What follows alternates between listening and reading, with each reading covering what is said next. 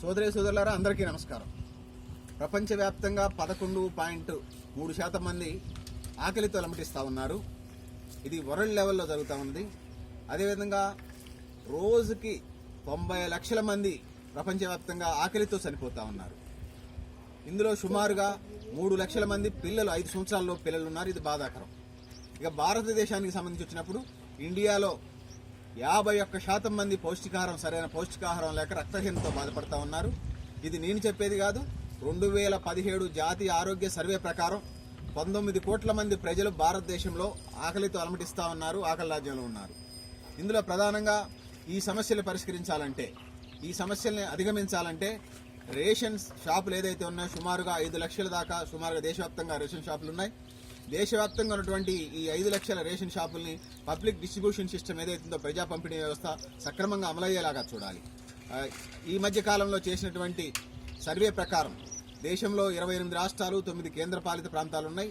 ఈ public distribution system ఏదైతే ఉన్నదో ఇది ఎలా అందుతుంది అనే దానికి సంబంధించి వచ్చినప్పుడు ఇది ఎలా అందుతుంది అనే దానికి సంబంధించి 6 రాష్ట్రాల్లో సర్వే చేశారు. ఈ 6 రాష్ట్రాల సర్వేలో నగదు 22% అందుతున్నట్టుగా లెక్కలు చెప్తా ఉన్నాయి. ఈ 6 రాష్ట్రాల సర్వేలో 100% అందేది 14% మంది కుటుంబాలనండి, రేషన్ కార్డులు హోల్డర్స్ అనండి వాళ్ళకి అందుతుంది. అంటే ఈ 14, 22 కలిపితే 36%. 100కి 36% మాత్రమే రేషన్ షాపులు సక్రమంగా దేశవ్యాప్తంగా పనిచేస్తా ఉన్నాయి. మిగిలినటువంటి 64% ఏదైతే ఇందులో 100కి 36% ఓకే, మిగిలిన సరిగా అందనటువంటి ఏదైతే ఉన్నదో 64% ప్రజానికం అనండి, ఆ కుటుంబాలనండి, లేకపోతే రేషన్ కార్డు హోల్డర్స్ అనండి, ఆ విధంగా పౌష్టికారం అందట్లేదు. అందుకోసమే దేశంలో ఇలాంటి రక్తహీనత కానివ్వండి, పౌష్టికార లోపం కానివ్వండి, పోషకాల లోపం కానివ్వండి, పేదరికం కానివ్వండి, ఆకలితో అలమటించడం కానివ్వండి, ఆకలితో అలమటించడం లాంటి సమస్యలన్నీ రేజ్ అవుతున్నాయి. అందుకోసం పబ్లిక్ డిస్ట్రిబ్యూషన్ సిస్టమ్ ఏదైతే ఉన్నదో పబ్లిక్ డిస్ట్రిబ్యూషన్ సిస్టాన్ని సక్రమంగా అమలు చేయాలి. మీరు కొన్ని సంవత్సరాల క్రితం వచ్చినటువంటి మెగాస్టార్ చిరంజీవి సినిమా ఉన్నది. ఠాగూర్ సినిమాలో ఆ రేషన్ డీలర్లాగా పరిస్తున్నది. సో ఏ విధానమైన ఏదైనా ఒక స్కీమ్ ప్రారంభించినప్పుడు, ఒక సంక్షేమ పథకాన్ని ప్రారంభించినప్పుడు లోపాలు ఉండటం సహజం. ఫస్ట్ లోపభూయిష్టంగా ఉన్నటువంటి దాన్ని పారదర్శకంగా ప్రజలకు అందరికీ 100కి 100% అందేలాగా తీసుకురావడం ద్వారా ఎక్కువ మంది ప్రజలకు ప్రయోజనం జరుగుతుంది. ఎక్కువ మంది ప్రజలకు ప్రయోజనం జరగడం ద్వారా 100కి 100% ప్రజలకి, భారతదేశం ప్రజలకి రేషన్ దానికి సంబంధించిన పథకాలు అందడం ద్వారా ఏం జరుగుతూ ఉందంటే ఇక్కడ పేదరికం ఒకటి పోతా ఉంది. పేదరికం పోయినప్పుడు ప్రజలు ఆరోగ్యంగా దృఢంగా ఉంటారు. ప్రజలు ఆరోగ్యంగా దృఢంగా ఉన్నప్పుడు వాళ్ళు వివిధ రంగాల్లో పనిచేస్తారు. ఇది వ్యవసాయ రంగమా, పారిశ్రామిక రంగమా, ఇంకొక రంగంలో పనిచేస్తారు. తద్వారా పనిచేసినప్పుడు ఉత్పత్తులు పెరుగుతాయి. ఉత్పత్తులు పెరిగినప్పుడు జాతీయ ఆదాయం పెరుగుతుంది, తలసరి ఆదాయం పెరుగుతుంది. అప్పుడు దేశం డెవలప్ కావడానికి, డెవలప్మెంట్ జరగడానికి ఆస్కారం ఉంటుంది. ఆ విధంగా ముందుకు పోవాలి. ప్రభుత్వ పథకాలు అంటే ఏదో బ్యూరోక్రటిక్ విధానాలు లేకపోతే రేషన్ షాప్ డీలర్లను బాగు చేయడం కోసమే కాదు, ఇదంతా ప్రజలకు అందడానికి సంబంధించి. రేషన్ షాప్ డీలర్లకి ప్రభుత్వం ఇచ్చేటువంటిది వాళ్ళకి సంబంధించి వాళ్ళకి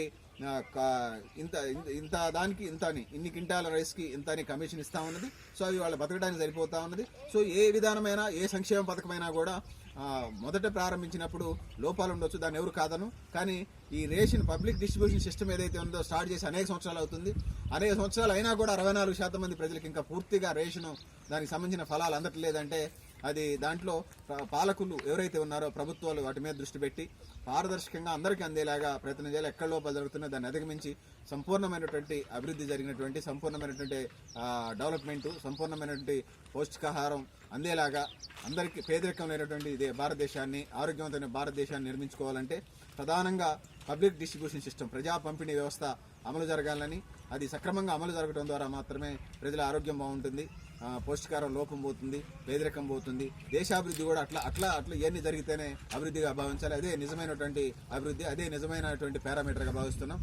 ఆ విధంగా ఉండాలని, ఆ విధంగా జరగాలని కోరుకుంటున్నాం, ఆశాభావం వ్యక్తం చేస్తున్నాం, భావిస్తున్నాం. అలా జరుగుతుందని ఆకాంక్షిస్తున్నాం. నేను మీ గరిడేపల్లి సత్యనారాయణ, న్యూ లక్ష్య స్వచ్ఛంద సంస్థ.